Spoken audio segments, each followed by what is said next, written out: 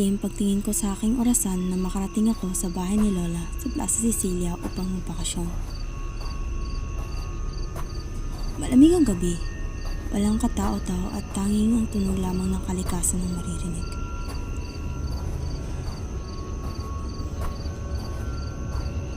Napahinto ako sa paglalakad ko papunta kina Lola na bigla ako may narinig ng mga batang naglalaro.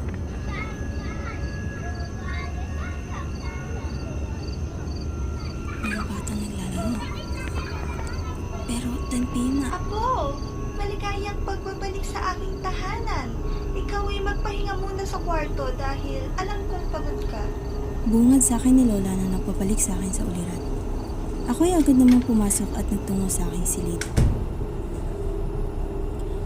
Mabigat ang aking pakiramdam habang ako'y umakyat sa hagdan.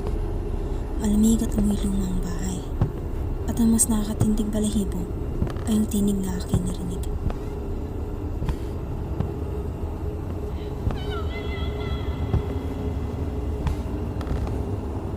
Ang akala ko'y pagod lang ako. Kaya kahit takot at nanlalamig ang aking katawan, ay pumunta pa rin ako sa aking silid.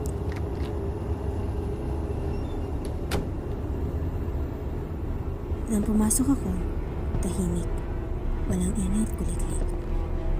Nakita ko ang antigong salamin na nakatapat sa paanan ng higaan ko. Sarap ng lumayan ito ah. Bakit dito tinapon ni Lola?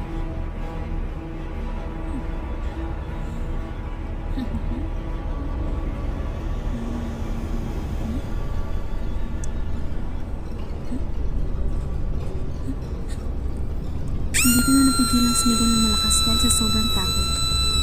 Ngunit parang hindi ako naririnig ni Lola sa labas dahil makakapal ang dingding ng silid.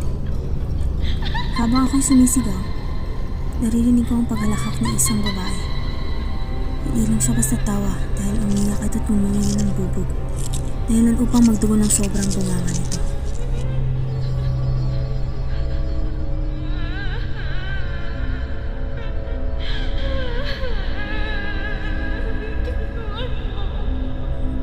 Hanggang sa sumigaw siya ng malakas. Nakakabingi, nakakapanginig ng laman. Pumikit ako ng maranat ang dasal. Hail Mary, full of grace, the Lord is with thee. Blessed art thou amongst women, and blessed is the fruit of the womb, Jesus. Holy Mary, Mother of God, pray for us sinners, now and at the hour of our death. Amen.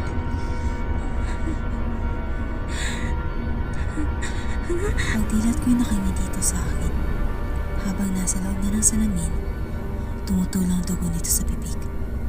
Tumatawa ng malakas at kasabay nito ang pag-iyak. Pumikit uli ako ng marana at pagdilat ko, kamukha kong babae nasa harap ko. Tiningnan ko ang sarili ko sa salamin. Umiiyak, puno ng dugo ang bibig. May hawak na basag na bote at minunguya ito sabay halakhak. Ako ang babae.